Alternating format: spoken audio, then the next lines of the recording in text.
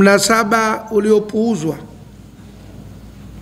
Mulgha manake kitu kilichokuwa kimepuuzwa, neglected, kimepuuzwa, hakijazingatiwa. Ndio inatokana na neno lagha. Hiyo lagha, wa idha sami'u al-laghwa. Almunasibu almulgha, mlingano uliopuuzwa, kwamba ukiutizama unaweza kuona unalingana na sheria yenyewe, lakini mweka sheria hakuzingatia huo, kaupuuza, hajauwekea sheria juu yake. Wa huwa alwasfu, nayo ni maelezo, alladhi ambayo yadhharu lilmujtahidi, yanajitokeza kwa mtu mwenye kujitahidi katika sheria, annahu, kwamba maelezo hayo muhaqqiqun lilmaslahati, yanafanikisha maslahi ya kisheria. Lakini warada min ash-shar'i, imekuja katika sheria, fi furu'il ahkami, katika matawi ya hukumu, ma yadullu ala ilghaihi, kitu kinachoonesha kupuuza wasfu huo au maelezo hayo, wa adam i'tibari, na kutokuyazingatia. Wa hadha la yasihu ta'lilu bihi, na jambo hili alifai kulijengea chanzo cha sheria, biittifaqi ulama, kwa maafikiano ya wanazuoni. Atatoa mfano wa maelezo ambayo hayakuzingatiwa na sheria. Kalishtiraki, kashtiraki al-ibni wal-binti fil bunuwati lilmutawaffa, kama kushirikiana mtoto wa kiume na mtoto wa kike kuwa wote ni watoto waliofariki. Mtu akifa akaacha mtoto mmoja mwanamume na mtoto mmoja mwanamke, wote ni wanawe na wote wako sawa katika kuwa aliyekufa ni mzazi wao, ikiwa baba yao au mama yao. Ndio maana katika mataifa ya magharibi sheria zao wanasema watoto hao watarithi sasa. Kama baba kaacha milioni 1, mtoto wa kike atapata 500,000 na wa kiume 500,000. Na kama acha milioni 2, basi wa kike milioni 1 na wa kiume, au mama ndio hivyo, kwa sababu wote ni watoto na wamezaliwa sawa sawa. Kwa nini tuwatofautishe? Ndio maana baadhi ya wanawake wanaojifanya kuwa ni watetezi wa haki wanapigia kelele sana jambo hilo, kusema Uislamu hati unawatofautisha wanawake na wanaume katika mirathi, na hali ya kuwa sababu ya kurithi ni ile ile moja tu. Kama aliyekufa ni baba yao wote, na kama alikufa mama yao wote, na kama aliyekufa ni kaka yao wote. Tena kwa nini watofautishwe baina wanawake na wanaume? Yuaddu wasfa munasiban litasawihima fil irthi, utahesabiwa kuwa ni maelezo yanayolingana na kuwa sawa wao katika kurithi. Walakin ash-shar'a, lakini sheria ya Kiislamu algha, imepuuza itibara hadha alwasfi, kuzingatia maelezo haya, fi ahkami almawarithi, katika hukumu za mirathi. Faqala Allah ta'ala, kwa hiyo akasema Mwenyezi Mungu mtukufu, yusikumullahu fi auladikum, anakuhusieni Mwenyezi Mungu kuhusu watoto wenu, lidhakari mithlu hadhi al-unthayaini, apate mwanamume sawa na fungu la wanawake wawili. Mwanamume apate fungu sawa na wanawake wangapi? Wawili. Kwa hivyo 1/2. Suratul Nisa hiyo aya 4, sura ya 4 aya 11. Kwa hivyo Qur'ani haikuzingatia swala kwamba wote wamezaliwa na wazazi namna moja. Mwanamke atakuwa na fungu moja, mwanamume atakuwa na mafungu mangapi? Na ziko sababu katika fani ya mirathi zinaelezwa za kutosha tu kwa nini mwanamke apate nusu ya mwanamume, na si katika mazingira yote, katika baadhi ya mazingira. Wakaatibari azawaji wasfan munasiban, na vile vile kama kuzingatia ndoa kuwa ni maelezo yanolingana, li'ita'i kulli min azawjaini haqqa talaqi, ya kumpa kila mmoja kati ya mke na mume haki ya talaka. Na hizi ndio sheria za mataifa magharibi zinaposema kwamba mume anaweza kutoa talaka na mke anaweza kutoa talaka. You divorce me, I divorce you. Wewe unaniacha na mimi nakuacha. Ndio Ulaya wanavyoishi. Mwanamume ana haki ya kutoa talaka na mwanamke ana haki ya kutoa talaka. Kwa muda wote ukae vizuri, usije kaachwa na mkeo. Akole mwanamume anaulizwa umewahi kuachwa mara ngapi kama akitaka kuoa.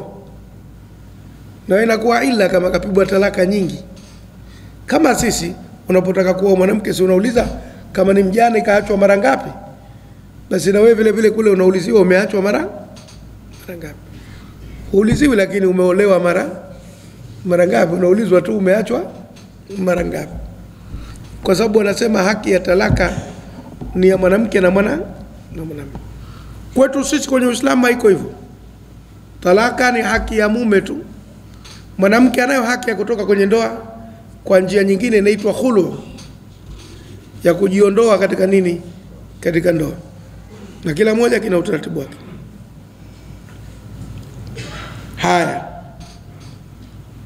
Liinaqadi al-aqdi, kwa sababu ya kufungika ile ndoa biridha tarafaini, kwa ridhaa ya pande mbili, ndio sababu yao. Sema mlipooana ilikuwa ni ridhaa ya anayeoa na ridhaa ya anayeolewa. Kwa hivyo kama mmoja atapewa haki ya kuacha na wa pili naye apewe. Ndio sheria za mataifa magharibi zinavyosema. Na wanatamani dunia nzima iwe hivyo. Wanajaribu kushindikiza katika bara la Asia na bara la Afrika tufuate sheria zao. Walakin hadha alwasfa alghahu ash-shar'u, lakini maelezo haya yamepuuzwa na sheria ya Kiislamu. Biqaulihi sallallahu alayhi wasallam, kwa kauli yake Mtume sallallahu aliposema innama talaqu liman akhadha bisaq, hakika talaka ni kwa yule aliyeshika muundi au aliyekamata goti. Unajua desturi za Kiarabu, unapofunga ndoa wewe unaokwenda kuoa unatakiwa ukalie mguu mmoja chini na mguu mmoja unyanyue, alafu unalikamata lile goti lako. Ndio hasa mpaka leo wamanga wakafungisha ndoa, unakaa mkao, unajiambia lako liko ubavuni. Mikono yako miwili inakamata nini? Inakamata muundi, yani kutoka baina ya goti na mguu unakamata pale, ndio saq. Yauma yukshafu an saqin wa yud'auna ila sujudi fala yastati'una khashiyatan absaruhum tarakum dhilla. Na ziko namna kwa namna. Fakashafat an saqaiha kule kwenye Balqisi na nyinginezo. Lakini asili yake ni kukamata huu muundi. Mguu mmoja unaukunja, unaukalia, alafu mmoja unaunyanyua, alafu unakamata muundi. Na hata katika kula mkao wa wanaume ndio mkao huo kwa desturi halisi za Waarabu wa asili. Zamani Pemba ikiwa ukai mkao huo vile vile wakati wa chakula, kama kimewekwa chini inaonekana kama wewe huna adabu. Au unakaa mkao wa kike. Huu mkao mwingine, mkao wa kusoma Qur'ani unajulikana. Lakini mkao ule wa kufunga ndoa ni desturi hizo. Kwa hivyo Mtume sallallahu alayhi wasallam anasema talaka ni kwa yule ambaye amekamata muundi, yani wakati wa kufunga ndoa alipinda goti. Kwa hivyo unaweza ukatafsiri talaka ni haki ya yule aliyepinda goti. Mwanamke hakupinda goti wakati wa kuoa, yeye kaolewa. Kwa hivyo hatumpi haki mwanamke ya kutoa nini? Ya kutoa talaka kwa utaratibu. Wa ka ilzami al-muftir al-ghani fi ramadhana bi siyam shahrayn mutatabi'ain duna samahi lahu bil itaqi, na kama kumlazimisha aliyekula mchana wa Ramadhani kwa maksudi, ambaye ana utajiri katika Ramadhani, afunge miezi miwili inayofuatana pasina kumruhusu kuacha mtumwa huru. Manake iliwahi kutokea mufti mmoja alimpa fatwa tajiri mwezi wa Ramadhani aliyekula mchana kwa maksudi au aliyemwingilia mkewe mchana kwa maksudi, akasema hamna habari ya kufunga miezi miwili, huyu atoe mtumwa huru tu, kwa sababu ana uwezo tajiri. Akaifuta ile sheria ya kufunga miezi miwili mfululizo, akampeleka kwenye kuacha mtumwa huru, kwa kudhani kwamba kuna maslahi makubwa katika kuacha mtumwa huru. Si tunasema sheria iko kwa mpangilio. Ni vile vile afunge miezi miwili, akishindwa ndo ataingia kwenye kuacha mtumwa huru. Hakuna kusipindua sheria kwa kwa kuangalia labda huyu tajiri au huyu maskini. Na ukianza kwenda namna hiyo utakuwa mtu wa ajabu sana. Wasema tajiri akiamua kutokufunga Ramadhani ale tu, lakini badala yake kila siku moja alisheftari maskini 10. Wako watu wana pesa zao hawatopenda kufunga, atapanga watu 300 tu wa kualisha Ramadhani, alafu yeye anakula mchana, ataivunja sheria. Kwa hivyo katika Uislamu hatuendi kwa kuangalia mambo kama hayo, tunakwenda vipaumbele vilivyowekwa na Mwenyezi Mungu na Mtume vikoje. Tumevamiana? Hatuangalii. Kwa hivyo sheria inapuuza maslahi kama haya. Mwingine anasema jamani, lakini nyinyi hamuoni kuwa tajiri mwache awe kobe la mchana lakini huko analisha watu? Si wataangalia maslahi? Watazama maslahi. Kuna watu 10 kila siku watakuwa wanapata futari za bure, ujamaa mwacheni ale tu. Mwisho kila tajiri, kila kiongozi atakuwa hataki kufunga hata hii sala. Sasa basi tunasema hivi, mtu aliyekuwa hawezi kuja kusali msikitini atuletee shilingi 1000 kwa kila sala. Unafikiri watu wangapi wataacha sala katika misingi hiyo? Kama kule Arabuni kuna watu wengi sana hawatosali. Wasema kama ni riali 1 kwa kila sala, anapanga riali 5 kila siku anapeleka msikitini haji. Na ndivyo wanavyofanya watu wa dini nyingine. Wanasema kama ukuja wewe kwenye nyumba ya ibada lakini sadaka yako ifike, matokeo yake mtu anakaa mwezi mzima ajenda kwenye nyumba ya ibada, anapeleka sadaka, anapiga hesabu tu, kwani sadaka ngapi zinatakiwa? Kama ni mbunge, kama nani, anapiga hesabu, anampa mtoto, hebu peleka zile sadaka zao, mimi sendi, sina nafasi ya kwenda kwenye nyumba ya ibada. Na sisi tungeweza kuweka fatwa hizo, lakini tungepata mambo ya ajabu. Na mwisho hizo sadaka zingeliwa na wajanja, ingekuwa balaa nyingine. Kwa hivyo sheria haizingatii mambo kama hayo. Liyatahaqqaqa almaqsudu, ili afanikiwe maksudio, min alkafarati, ya kafara, binisbati ile upande wake, wa huwa zajru, nako ni kukemewa, waradu, na kukaripiwa. Akemewe na akaripiwe. Sakaripio na kemeo linakuja kwa kumlazimisha naye afunge. Tena kama kafanya kwa maksudi, kwa mfano kamuingilia mkewe mchana wa Ramadhani, atakuwa na kafara kubwa huko ya kutoa. Lianna al-itqa, kwa sababu kuacha mtumwa huru, walitaama, na kulisha, salun alayhi, kwepesi kwake akiwa yeye ana uwezo kuliko kule kufunga. Kwa sababu kuliko mfanya ashindwe kufunga ni yoyote, akamwingilia mkewe mchana wa Ramadhani, kwa hivyo akaambiwa afunge miezi 2, atakuwa na fatiki ile ya kuacha kumwingilia mkewe mchana wa hiyo miezi 2. Kwa hivyo ndio adabu kubwa kwake. Hata kwenye madrasa watu wengine nafikiri hapa falsafa utawala, kama mtu haijui, hata ukitoa mifano inakuwa migumu kweli kumuingia, kwa sababu hajawahi kumtawala hata mtu mmoja maisha yake yote, anatawala tumbo lake tu. Kwa hiyo ukitoa mfano vipi haingii? Kwa mfano wewe una madrasa, alafu kuna watoto baba zao wana uwezo mkubwa, wanalipa ada kwa wakati, na kuna wengine baba zao uwezo wao mdogo, mara wamechelewa, mwezi huu wamelipa, mwezi huu hajalipa. Yule anayefanya makosa iko babake ana uwezo, unamwandika, ambaye nenda kamwambia babako umefanya makosa, ulete shilingi 500 kesho. Na yule ambaye babake ana uwezo unampiga bakora. Hii madrasa yako ingekwenda vipi? Ingekuwa madrasa hii inapiga bakora maskini tu, walikuwa hawana nini? Uwezo. Wale waliokuwa na uwezo hata wakikosea shilingi 500 inafuta kosa. Kuna mwingine angekuwa anakuja na shilingi 1500 change ya 500, anampiga konzi mwenziwe, mwalimu, wewe kwa nini umepiga konzi mwenzio? Iko 500 hapa. Anakupa. Anamvuta mwenziwe nguo, wewe mbona umefanya hivyo? Mwalimu, iko 500 hapa. Anakupa. Hichi chuo kingekwenda namna gani? Hatuwezi kuwa na sheria zinazojali kipato cha mtu na kudharau kukosa. Sheria lazima ziwe standardi kwa watu wote. Sasa ukianza kwenda kutizama kwamba huyu awe hivi na huyu awe vile, itakuwa ngumu. haya. Ghaira anna shar'a algha hadha alwasfa biijabi alkafarati murattabatan, lakini sheria imepuuza maelezo hayo kwa kuwajibisha kafara ikiwa imepangwa ala nahwi tali, kwa utaratibu fuatao: itqu raqaba, kuacha mtumwa huru; thumma, ikiwa imeshindikana, siyamu shahraini mutatabi'aini; thumma, ikiwa imeshindikana, it'amu 60 miskina, kulisha maskini wangapi?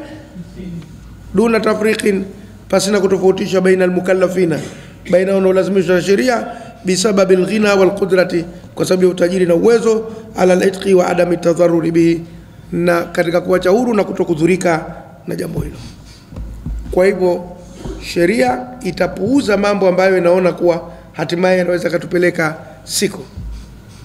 Tutaangalia sheria inavyosema.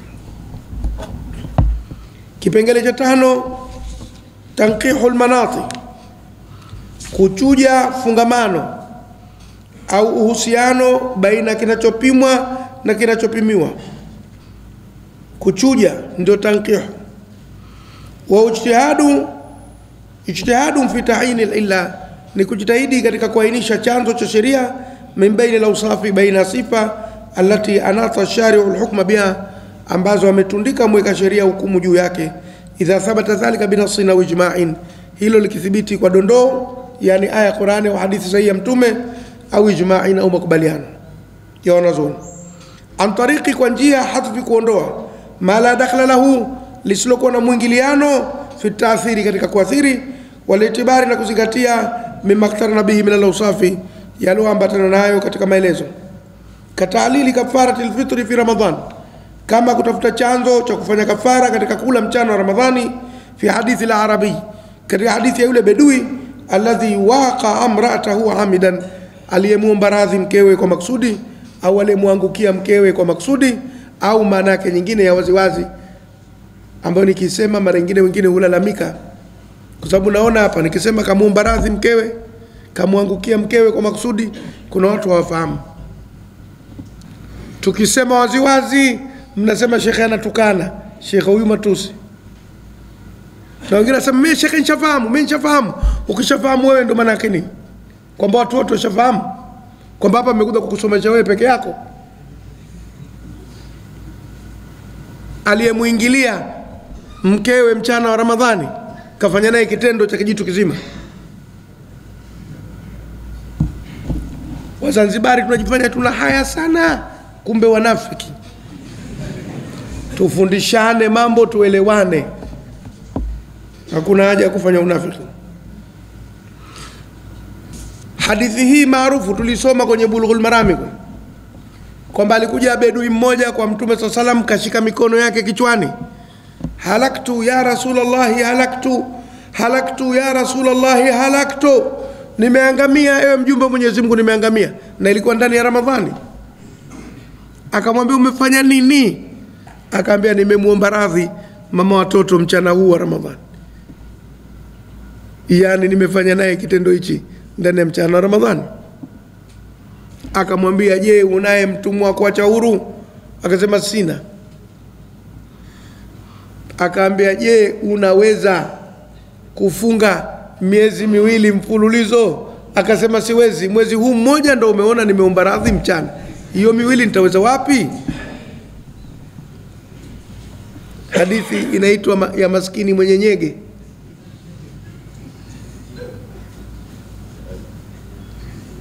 Akamwambia je, unaweza kulisha maskini 60? Akasema siwezi kulisha maskini 60. Huwezi kulisha maskini 60, lakini mchana wa Ramadhani unashindwa kuvumilia. Akaambia basi subiri. Akakaa, akaja mtu mmoja na sadaka ya kikanda cha tende kama kigunia hivi. Akaambia chukua hichi kawape maskini wa kijiji chako. Akasema hujue, katika kijiji changu hakuna maskini mkubwa kuliko mimi. Mimi ndo maskini wa mwisho kijijini, na alhamdulillah nishapata chakula, kwa heri. Mtume akacheka mpaka magego yakaonekana. Ndo hadithi ambayo anaigusia hapa.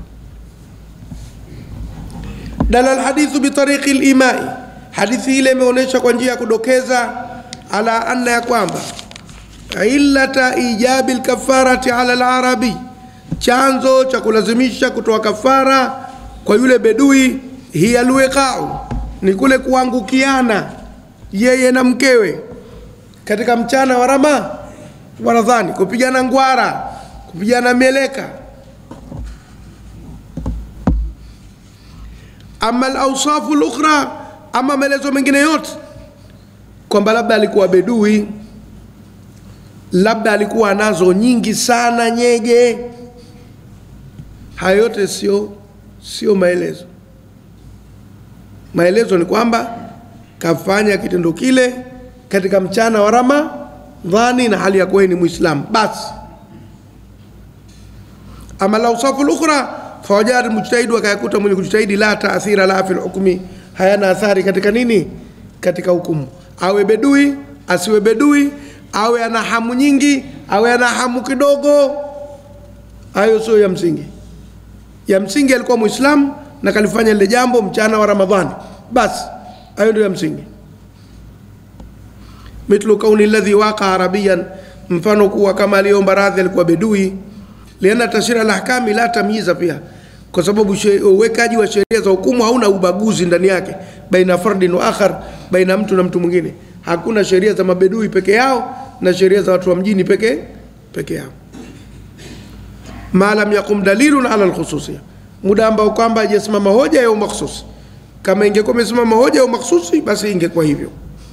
Wa mithlu kauni al-mawtu'ati ahlan, na mfano kwamba aliyekanyagwa, yani aliyeomba radhi, aliyefanywa kile kitendo ni mke, ahlan ndo mwenyewe, wa zawjatan, na ni mke, lilwati kwa aliyemkanyaga, au hata kama ingekuwa kafanya la haramu ndani ya mchana wa Ramadhani, sheria ingekuwa ile, lingeongezeka tu jambo la zinaa, lakini sheria nayo ile. Fa yuwatu ya ghaira zawjati aula bil kafara, ikiwa atamkanyaga, au fa inna, ukitafsiri fa inna wat'a ghairi zawjati, basi hakika kumkanyaga asiyekuwa mke aula bil kafara, ndio bora zaidi tolewe kafara, kwa sababu hiyo ni zina. Ikiwa mkewe mwenyewe halali yake na kaambiwa atoe kafara, sasa akifanya al-haram, sema ndo tabia ya watu, ashafanya al-haram nafikiri anakuja kukwambia huyu sikamfanyia mkewe, angefanya na mwanamke kwa zina nafikiri angekuja kusema, lakini nayo kafara iko pale pale. Ma kaunihi haraman, pamoja na kuwa kwake haram mutlaqan, kwa vyovyote vile, lailan wa nahara, ikiwa usiku ikiwa mchana. Wa watu zawjati halalun fil layli duna nahari, wakati kumkanyaga mke ni halali usiku lakini mchana si halali, fi Ramadhana, katika mwezi wa Ramadhani. Fayakunu, basi inakuwa kullu min wasfi al-arabiyya, maelezo yote kwamba yule ni bedui, wal ahli, na kwamba ni mwenye mke, malghiyan, vimepuuzwa na sheria, la taathira lahu, vina athari fi ijabi kafara, katika kupasisha kafara. Vitamhusu mwanamume yoyote atakayefanya na mkewe, yoyote atakayekuwa katika mchana wa Ramadhani, au hata kizini katika mchana wa Ramadhani, kafara itakuwa ndio hiyo. Wa inama yakunu almuathiru, na si vinginevyo inakuwa chenye kuathiri fi ijabia, katika kupasisha kafara hiyo, huwa aljimau, ni kule kufanya kitendo cha ngono, amdan, kwa maksudi, fi nahari Ramadhana, katika mchana wa Ramadhani. Piga mstari kwenye neno amdan hapo, linaweza pia likatuletea tabu.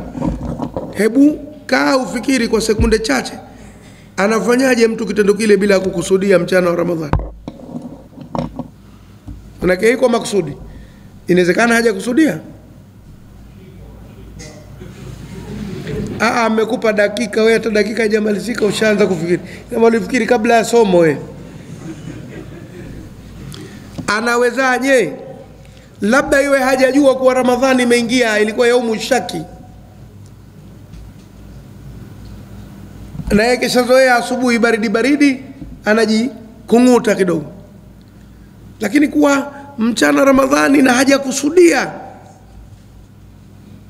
ngumu kwa kweli picha yake ngumu, kwa sababu ile jambo lenyewe linahitaji makusudi. Kama hakuna makusudi, mchi haunyanyuki. Ati kwani mchi unyanyuka bila makusudi?